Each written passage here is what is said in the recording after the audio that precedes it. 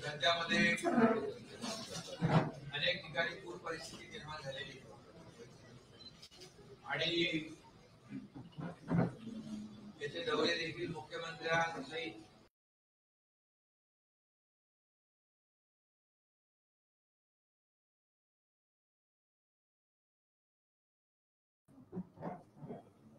याचे दौरे देखील मुख्यमंत्र्यांसहित आम्ही सगळ्यांनी मंत्र्यांनी देखील ज्या ज्या ठिकाणी पूर परिस्थिती निर्माण झाली त्या ठिकाणी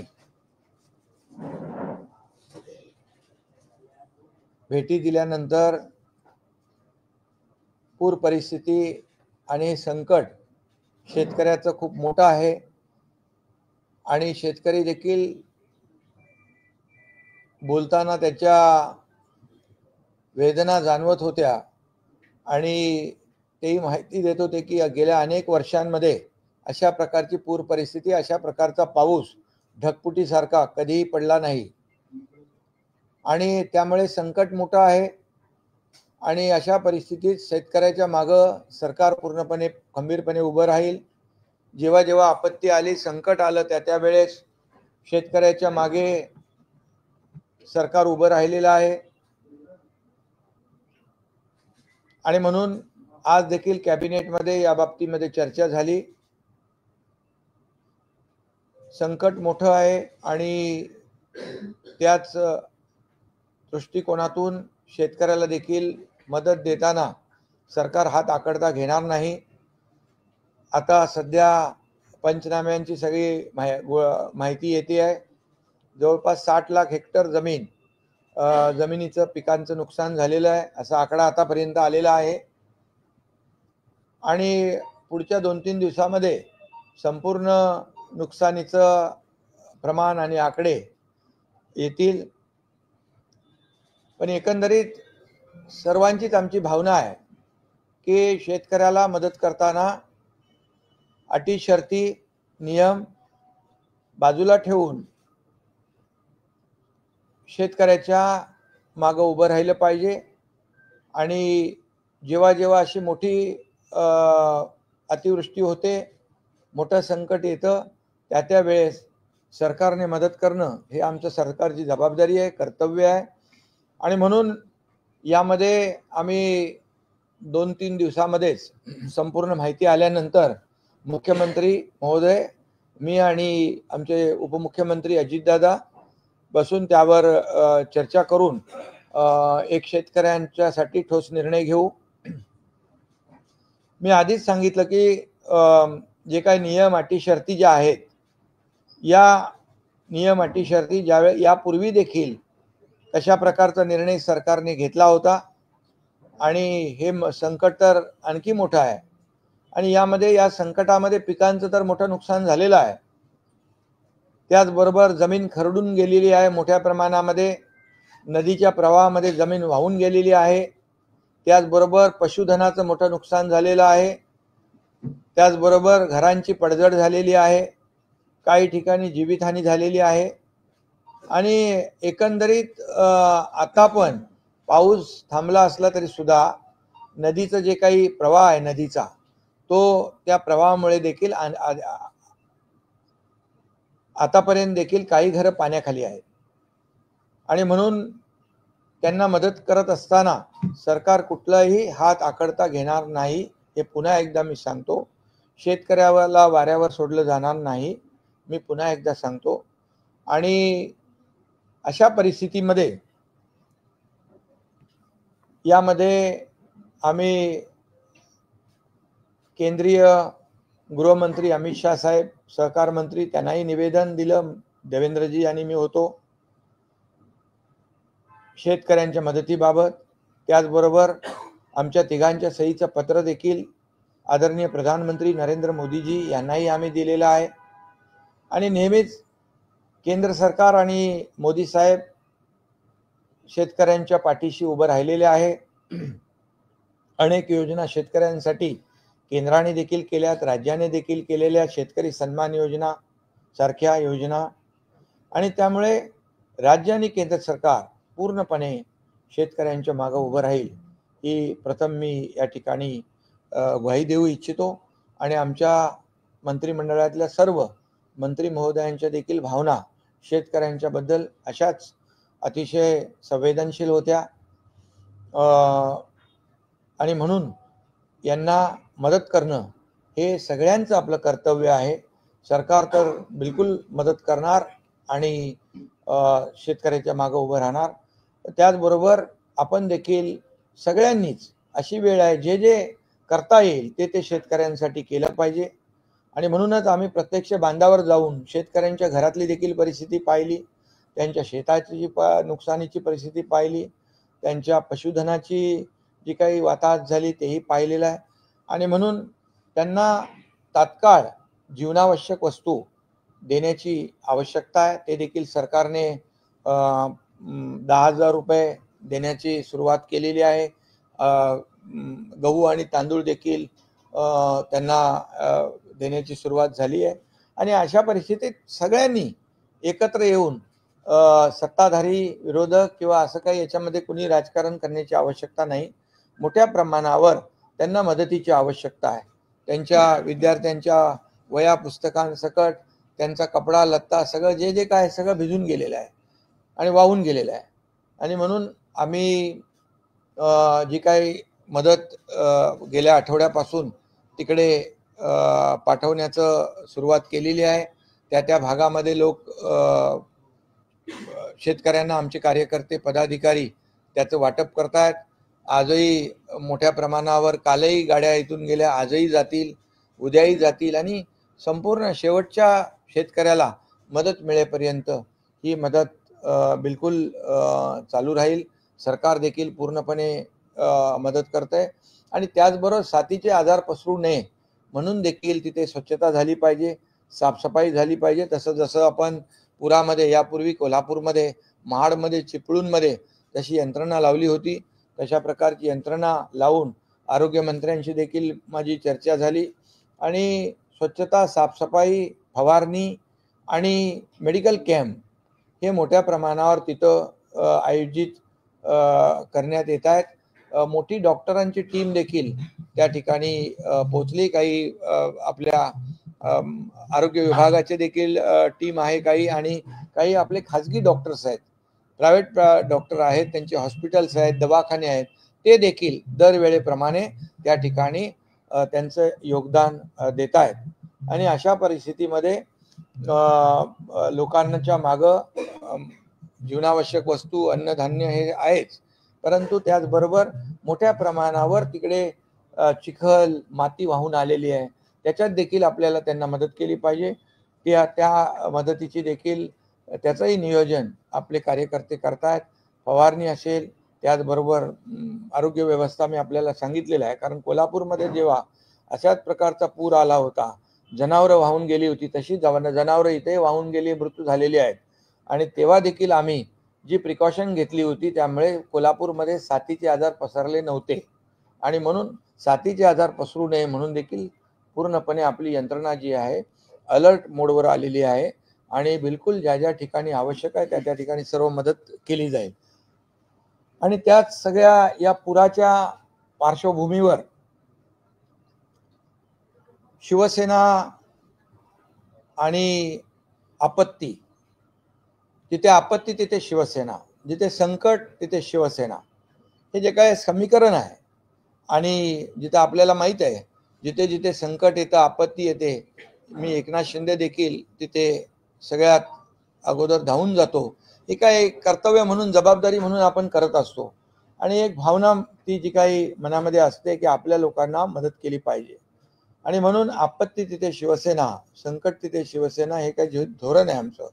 हे खऱ्या अर्थाने 80% समाजकारण बाळासाहेबांचं जे काही धोरण आहे, धर्मवीर आनंद दिघे साहेबांनी जे काही आम्हाला शिकवण दिलेली आहे की संकट काळामध्ये उभं राहा, आणि म्हणून अशा पार्श्वभूमीवर पूर परिस्थितीमध्ये, मग महाराष्ट्रातल्या पूर परिस्थितीमध्ये मराठवाडा असेल, विदर्भ असेल, उत्तर महाराष्ट्र असेल, ज्या ज्या भागामध्ये पूर परिस्थिती आहे त्या भागामधल्या कार्यकर्त्यांना दसरा मेळाव्याला इकडे मुंबईमध्ये न बोलवता त्यांना आम्ही तुमच्या माध्यमातून किंबहुना या ठिकाणी त्यांना आमची यंत्रणा जी आहे त्या माध्यमातून देखील आम्ही सांगतोय की तुम्ही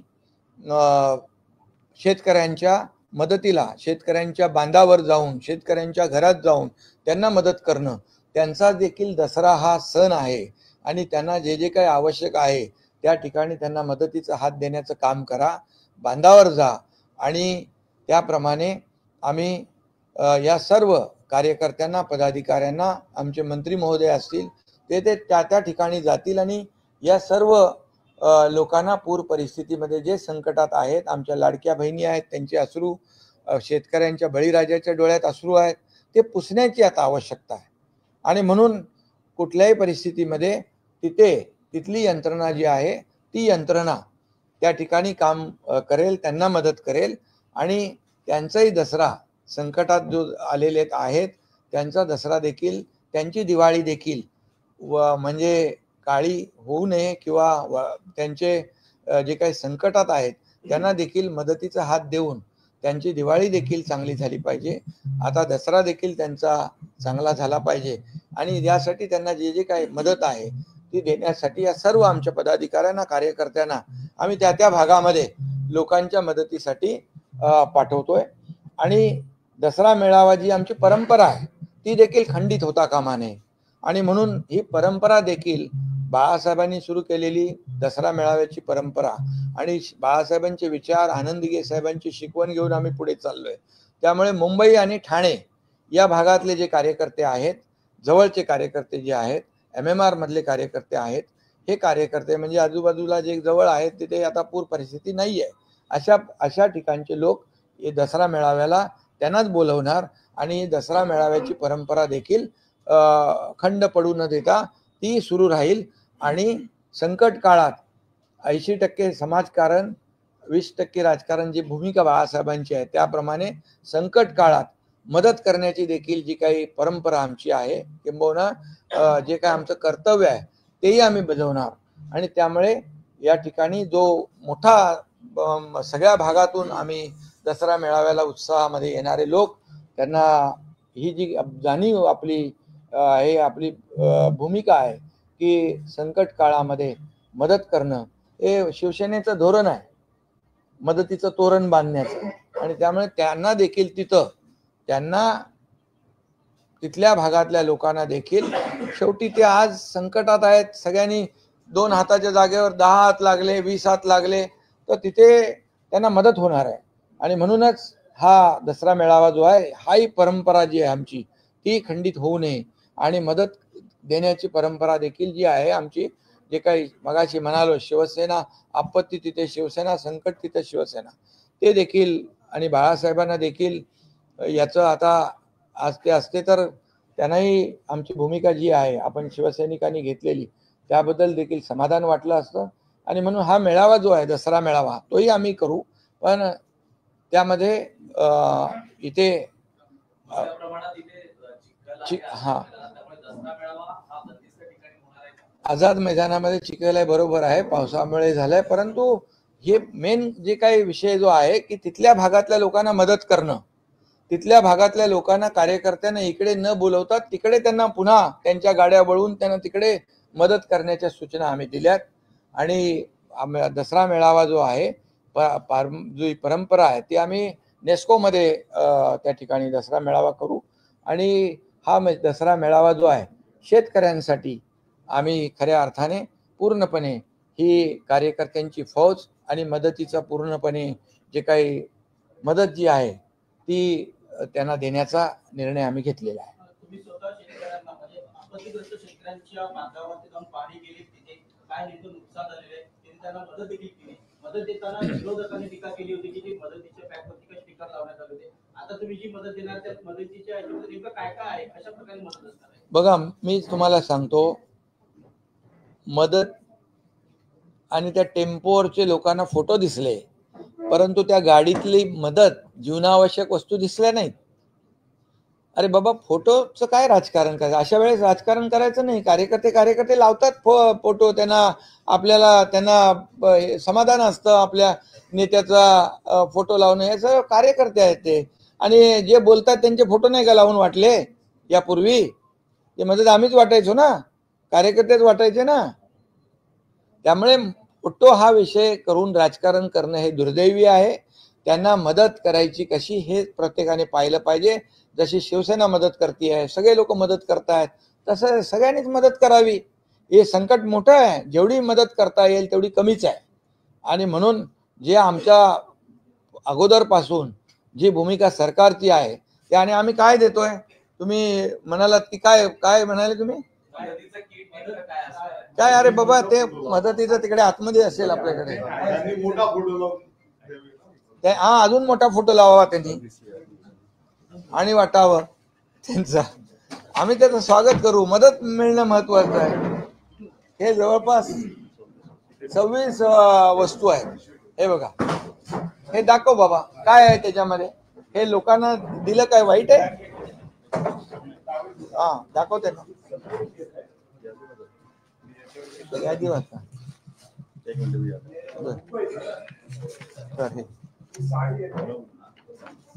हा, त्याला पहिले दाखवू दे त्याला.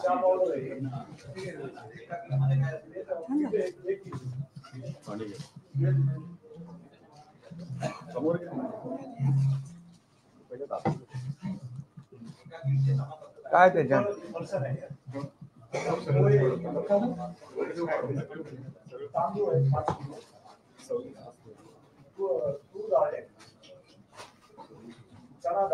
तू उलटे दाखवतोय. तूर डाळ ती आहे. अरे ते शेतकरी आहे, मी इथं बसलोय.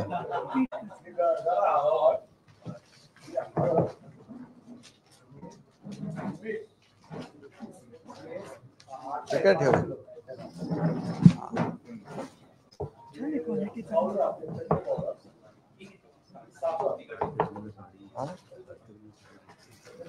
कुठे आहे ते? कुठे? बघून घे. कपड्याचं साबण पण दिलाय ना, आणि अंगाचं. हा, दंत दात घासा.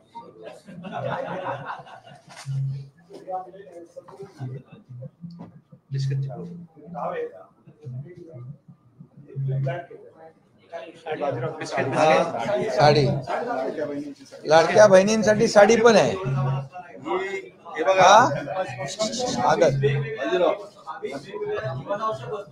मी यादी वाचतो. 26. हा, वया, पुस्तक, हा, हे सगळ्या 26 वस्तूंचं तोरण. तिथे अशा संकटामध्ये शिवसेनेचं धोरण. आणि नाही, एक मिनिट. हा, तू 2 मिनिटं त्याला बघून येतो लोकांना समोरच्या. एवढं धान्य त्यांनी पण द्यावं, मोठे मोठे फोटो लावलेली आहे. जी वस्तू जी किट जाणार आहे ती किट आता या ठिकाणी उघडी करून दाखवली आहे. त्याच्यामध्ये तांदूळ 5 किलो आहेत, गहू पीठ 5 किलो आहे, तेल 1 लिटर आहे, तूर डाळ 1 किलो आहे, चणा डाळ 1 किलो आहे, साखर 1 किलो आहे, पोहे 1 किलो आहे, बेसन 1 किलो आहे, रवा 1 किलो आहे, मसाला 500 ग्रॅम आहे, मिरची पावडर 500 ग्रॅम आहे, हळद 500 ग्रॅम आहे, चहा पावडर 500 ग्रॅम आहे, मीठ 1 किलो आहे. त्यानंतर ज्या घरगुती आणखी वस्तू लागतात त्यामध्ये ब्लँकेट 1 नग आहे, टॉवेल 1 नग आहे, लाडक्या बहिणींसाठी साडी 1 नग आहे, सतरंजी 1 नग आहे, निरमाची पावडर 1 नग आहे, दंतमंजन आहे, कपडे धुण्याचे साबण 2 नग आहेत, आंघोळीचे साबण 2 नग आहेत, बिस्किटाचे पुडे आहेत, फरसांची पाकिटं आहेत. आणि जे विद्यार्थ्यांचे वह्या पुस्तक वाहून गेलेत तर विद्यार्थ्यांसाठी सुद्धा 1 डझन वरच्या वर वह्या आहेत, त्यांना लागणारी कंपास पेटी आहे. अशी 26 वस्तूंची यादी या किट मध्ये आहे. ही या ठिकाणी आपण वाचून दाखवलेली. आता सांगा, आता आम्ही मीठ पण दिलंय त्याच्यामध्ये. म्हणजे अगदी बारीक त्यांना जे लागणाऱ्या जीवनावश्यक वस्तू आहेत आणि त्यांना हे सगळं प्रत्येकाला जिथं जिथं आवश्यकता आहे तिथे तिथे सगळं हे वाटप होईल. आणि हे काय हे आपल्याला आपली जबाबदारी आहे. सरकारच्या माध्यमातून करत आहे, प्रत्येकाने आपल्या आपल्या माध्यमातून केलं पाहिजे. तर त्याला कुठंतरी त्याचा संसार आपल्याला उभा करायचा आहे. त्या शेतकऱ्याचा बळीराजाचा संसार आपल्याला उभा करायचा आहे. आणि म्हणून बाळासाहेब नेहमी सांगायचे की कार्यकर्ता घरात नाही तर लोकांच्या दारात शोभून दिसतो. आता हे लोकांच्या दारामध्ये मदतीचा हात घेऊन जाणार आहे. त्यामुळे हे सगळं जे आहे हे आम्ही करतो आणि हे तुमच्या समोर आहे सगळी मदत. शक्ती प्रदर्शन मानलं जायचं, पण आता जो तुम्ही निर्णय घेतलेला आहे हा स्वागतार्ह निर्णय आहे. 26 जीवनावश्यक वस्तू तुम्ही घराघरात पाठवणार आणि याचा आदर्श इतर पक्षांनी जे छत्रपती शिवाजी पार्क मैदानात मेळावा घेणार आहेत त्यांनी घ्यावा. बघा मी तुम्हाला सांगतो, हे एवढी मदत नाही, आणखी मदत जी आहे शासन म्हणून ती मदत होते आहे. आरोग्य व्यवस्था देखील आपण करतोय, स्वच्छता व्यवस्था ही देखील करतोय, रोगराई पसरू नये म्हणून त्याची काळजी घेतोय. त्यामुळे जे जे आवश्यक आहे ते सगळं आपण करतोय. आणि शक्ती प्रदर्शन काय, आता ही शक्ती जी आहे शक्ती प्रदर्शन करण्याची गरज आम्हाला नाही आहे. शक्ती प्रदर्शन कुणाला करायला पाहिजे? लोकांनी आम्हाला आशीर्वाद देऊन आमची शक्ती जगासमोर दिसलेली आहे. लोकांचा आशीर्वाद आमच्या पाठीशी आहे. त्यामुळे झालेल्या विधानसभेत निवडणुकीमध्ये पण आपण पाहिलं, लोकसभेच्या निवडणुकीत देखील पाहिलं. आणि त्यामुळे ही शक्ती जी आहे ही शक्ती शिवसेनेची आता या पूरग्रस्त परिस्थितीतल्या लोकांच्या मदतीसाठी आम्ही वापरणार. शक्ती प्रदर्शन पूर्ण शिवसेना पूर्ण ताकदीने शिवसेनेचा आरोग्य शिबिर, आरोग्य यंत्रणा सगळी रवाना झालेली आहे. नाही बघा, प्रत्येकाने ठरवावं. यावेळेस मी सांगेन की सर्वांनीच अशा प्रकारची मदत शेतकऱ्याला द्यावी. आणि शेतकऱ्याला जर असे हजारो लाखो हात लागले मदतीला तर शेतकऱ्याचा संसार उभा राहील. त्याच्या बळीराजाचे अश्रू पुसण्याचंच काम करायचं आपल्याला. लाडक्या बहिणींचे अश्रू पुसण्याचं काम करायचंय. अरे ते लहान विद्यार्थी होते, मला भेटले तिथे रस्त्यामध्ये, त्या मुली होत्या. मुलींना त्या कुठलं गाव तिथे आपलं साडी सांगवीमध्ये गाडी माझी चालली होती, ते 15-20 मुली तिथं होत्या, मुलं काही त्याच्यामध्ये होते. मला वाटलं आपल्या उभ्या असतात. मी गेल्यावर म्हणलं गाडी थांबवली मी, काय तुमचं काय बाबा, कसं शाळेतून जाऊन आलात? मला म्हणाले साहेब आमची शाळा खूप लांब आहे आणि आम्हाला चालत जावं लागतं. मला काय पाहिजे तुम्हाला? तर म्हणाले आम्हाला सायकल पाहिजे. अरे आम्ही लगेच 20 सायकली पाठवून दिल्या तिथं ताबडतोब. त्यांच्या म्हणजे जे जे आवश्यक आहे ते त्यांना दिलं पाहिजे. ही जी काही भूमिका आणि वृत्ती आहे ही प्रत्येकाने ठेवली पाहिजे. ही जबाबदारी आहे. आम्ही का उपकारची भावना आमच्या मनामध्ये नाही, ही जबाबदारीची भावना आहे. सरकार मदत करत आहे, पण स्पेशल पॅकेज साठी जे काही नॉर्म्स आहेत, जमीन खरडून गेलेली आहे, संसार उद्ध्वस्त झालेले आहेत आणि गेल्या वर्ष उभे राहू शकत नाही अशी परिस्थिती आहे. कॅबिनेटमध्ये काही निर्णय झाला होता त्याच्यामध्ये पॅकेजसाठी काही मार्ग काढता येईल? बिलकुल त्या बाबतीमध्ये चर्चा झाली आणि जवळपास आतापर्यंत 60 लाख हेक्टरचं नुकसान झालेलं आहे. हा आकडा आलेला आहे आणि त्याच्यावर आणखी 2-3 दिवसामध्ये अंतिम जेवढं नुकसान झालंय त्याची आकडेवारी येईल.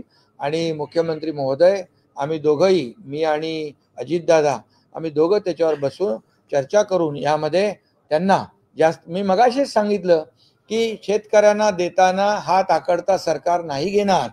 अटी शर्तीचा बागुलबुवा आम्ही नाही करणार, कारण संकटच असं मोठं आहे. त्यामुळे यापूर्वी देखील जेव्हा संकट आलं तेव्हा देखील सरकार त्यांच्या मागे उभं राहिलेलं आहे.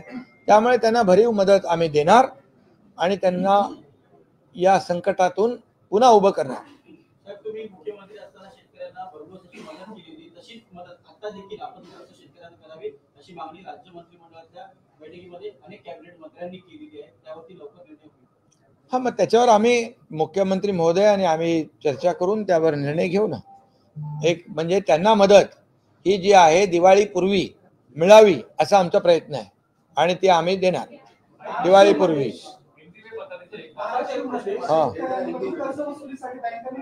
कर्ज वसुलीसाठी बँकेने कुठल्या जर नोटीस दिली त्याच्यावर कठोर कारवाई केली जाईल. या अशा परिस्थितीमध्ये कुठल्याही कर्ज बँकेने किंवा कुठल्याही सावकाराने कुठलीही नोटीस दिली तर त्याच्यावर कठोर कारवाई केली जाईल, अशा प्रकारची देखील चर्चा मंत्रिमंडळ बैठकीत झालेली आहे. अरे शेतकरी तिकडे डोळ्यात त्याच्या अश्रू आहे आणि त्याच्याकडे काय वसुलीचा तगादा लावणार तुम्ही? या अशा लोकांवर कठोर कारवाई करून त्यांना बरोबर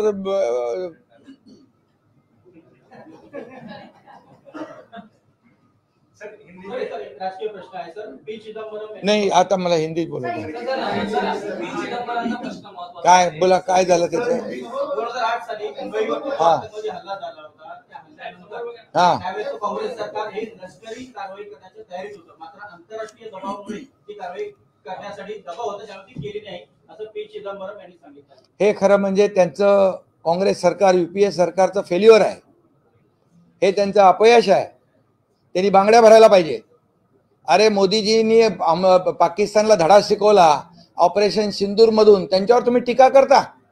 आणि जेव्हा हे झाले सिरियल बॉम्ब ब्लास्ट झाले, 26/11चा हल्ला झाला आणि तुम्ही काय हातात बांगड्या घातल्या होत्या? आंतरराष्ट्रीय दबावाला हे करून बळी पडून तुम्ही जे बळी पडलेले लोक आहेत त्याच्या पाकिस्तानने जे हे केलं त्या पाकिस्तानला धडा शिकवण्याची धमक तुम्हाला दाखवता आली नाही, हे तुमचं अपयश आहे.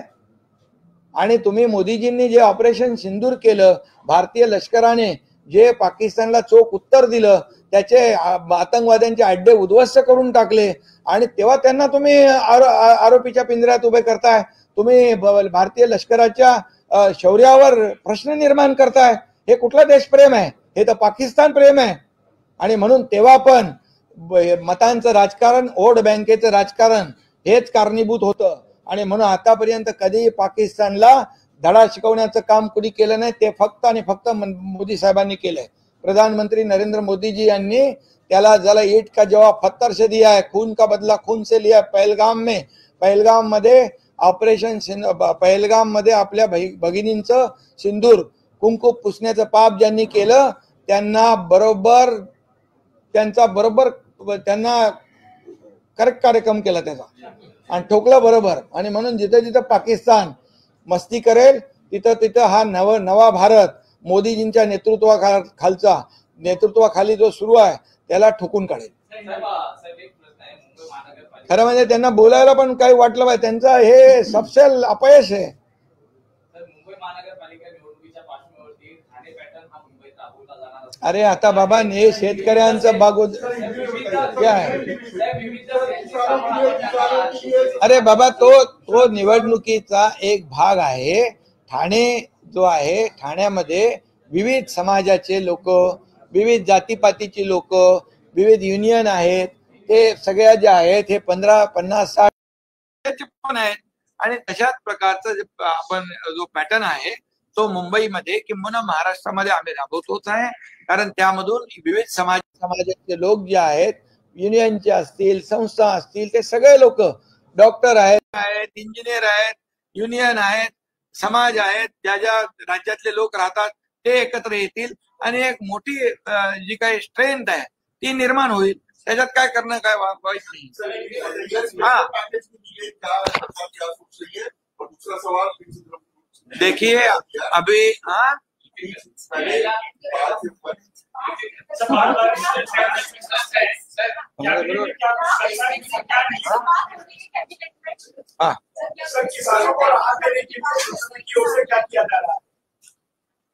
अभी देखिए संकट बड़ा है और इसमें किसानों के साथ खड़ा रहना ये हर एक की जिम्मेदारी है.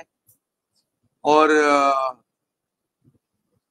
जैसे सरकार भी उनके साथ है और मुख्यमंत्री स्वयं, अजीत दादा, मैं स्वयं, हमारे सभी मंत्री जहां जहां पूर्व परिस्थिति निर्माण हुई वहां जा गए. हम आंखों से वहां का हाल देखा है और वहां पर ये बहुत बड़ा संकट है और इस संकट में उनको बचाना जरूरी है.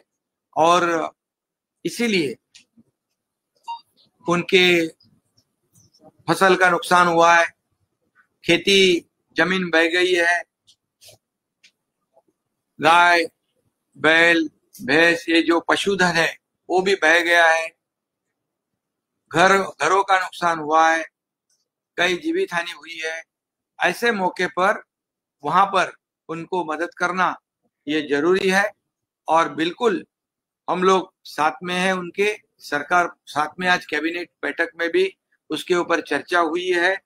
और उस चर्चा के दौरान ये सभी लोगों की भूमिका है कि ऐसे वक्त में, ये बड़ा संकट है, ऐसे वक्त बड़ी मदद किसानों को होनी चाहिए। और मैं आपको बताना चाहता हूं कि जो अटी शर्ती जो है, नियम है, उसको थोड़ा बाजू में रखकर यहाँ पर उनको मदद देने का काम होगा, जरूर होगा।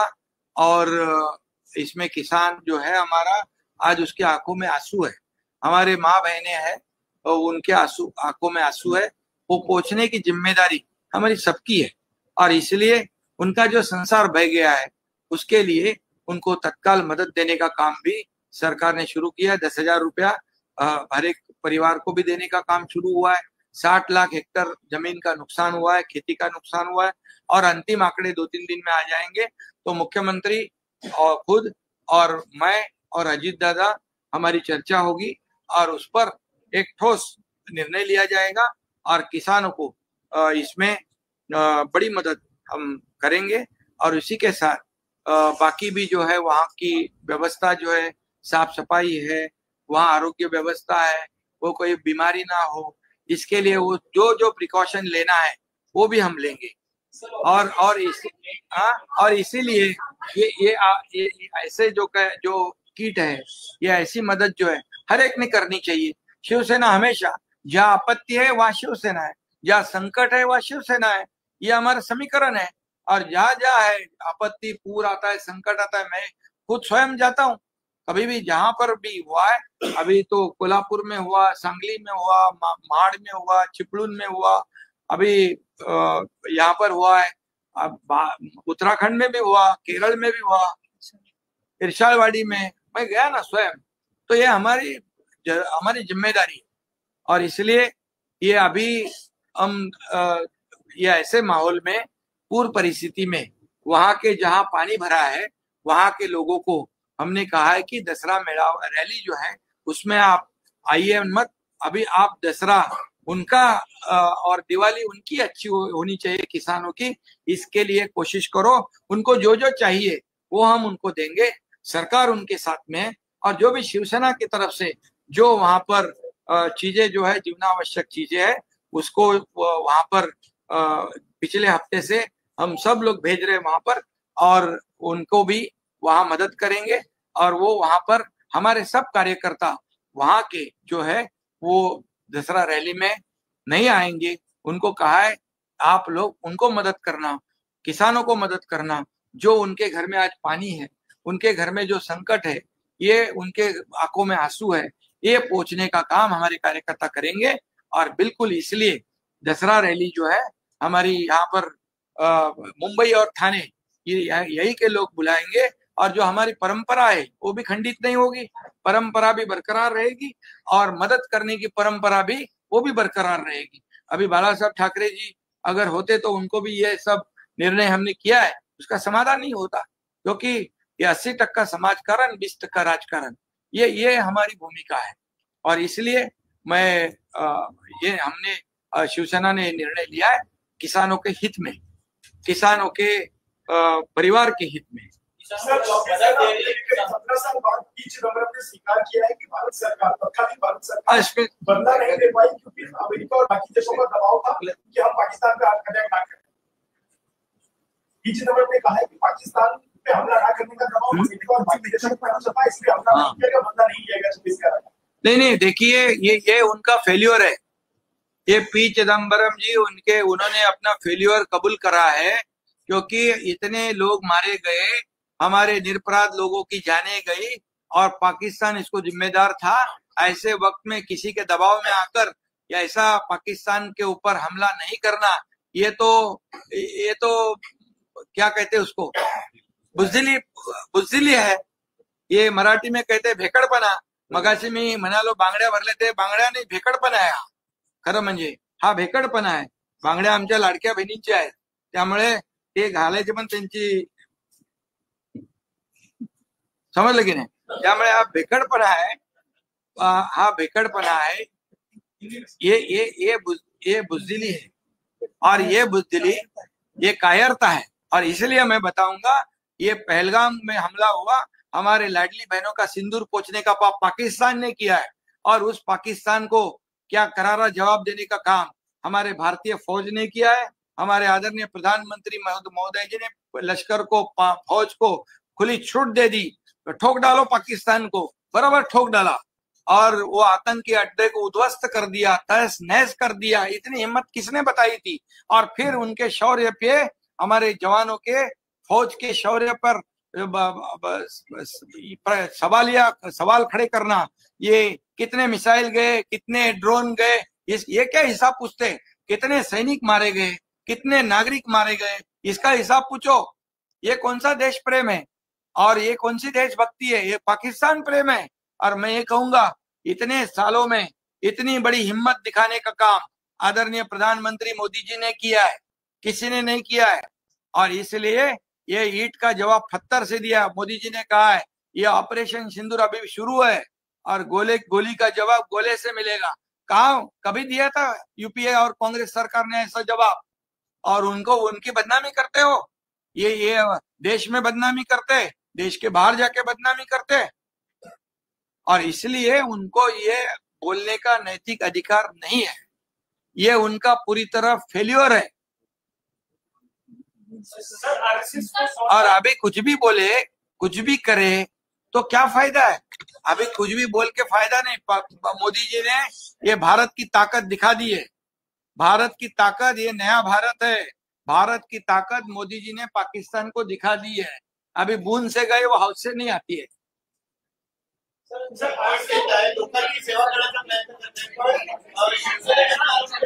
और राहुल गांधी, एक मिनट, और राहुल गांधी ये जो प्रधानमंत्री जी के बारे में अनाप शनाप बकते हैं, क्या कहते हैं, सरेंडर हुए, नरेंद्र, क्या बोले ना उन्होंने, ये ऐसा बोलना क्या उचित है प्रधानमंत्री जी के बारे में? विदेश में जाकर देश की बदनामी करना है क्या उचित है? ये कहाँ की देशभक्ति है? और यहाँ के भी जो लोग, उनके साथी लोग, ये भी प्रधानमंत्री जी के ऊपर अनाप शनाप बकते, उनको क्या अधिकार है? क्या उनकी औकात है? उनके माँ, प्रधानमंत्री जी के माँ के ऊपर बोलना, ये क्या सही है? और इसलिए इसका जवाब जो है इस देश की 140 करोड़ जनता जरूर देगी।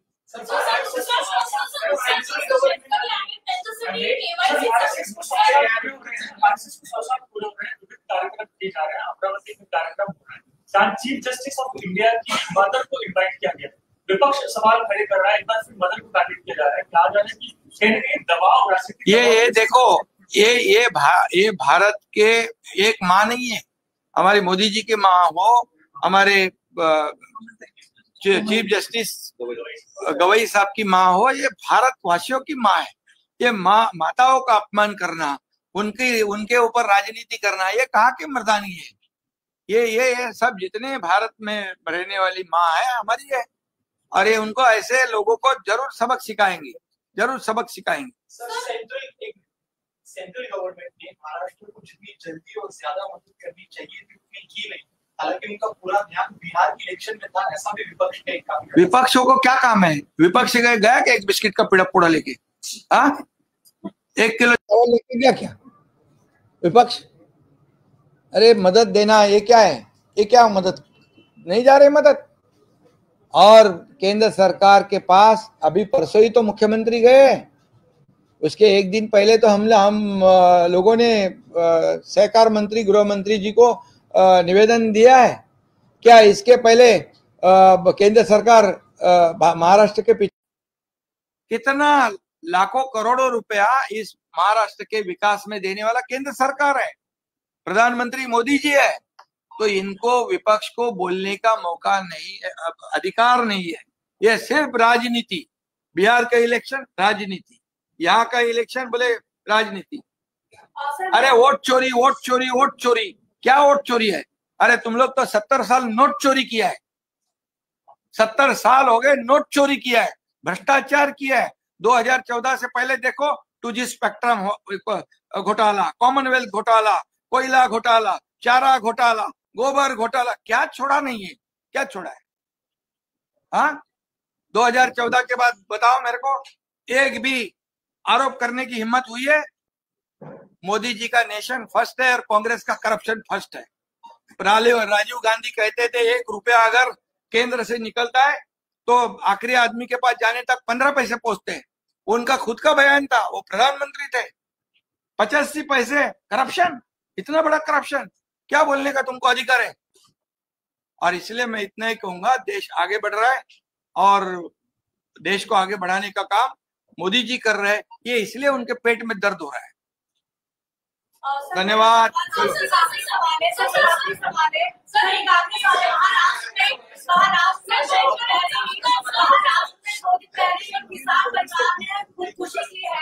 उसको लेकर आप क्या कहेंगे? किसान लगातार आत्महत्या कर रहे हैं। बहुत ही दुर्भाग्यपूर्ण बात है, बहुत ही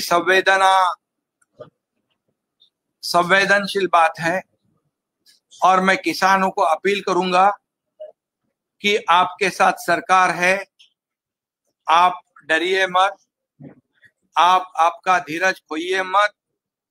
आपके साथ पूरे परिवार के साथ हमारी सरकार है, महायुति की सरकार है और किसान हमारा अन्नदाता है और उसको ऐसे समय में हमारी सरकार पूरी मदद करेगी। इसीलिए कोई भी ऐसा कदम नहीं उठाए आत्महत्या जैसा।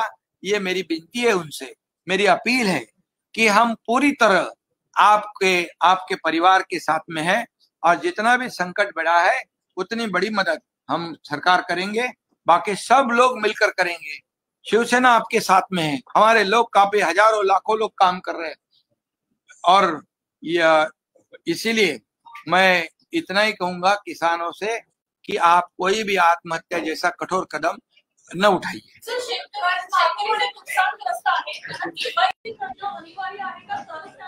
आता काही नाही, तिथे सांगितलंय आम्ही ठरवलेलं आहे, जास्ती तुम्ही अटी शर्तीमध्ये जाऊ नका। उभी पिकं झोपलेली आहेत, नुकसान झाले नाही। आता त्याच्यामध्ये जास्त अटी शर्तीमध्ये आमचे अधिकारी नाही गुंतणार।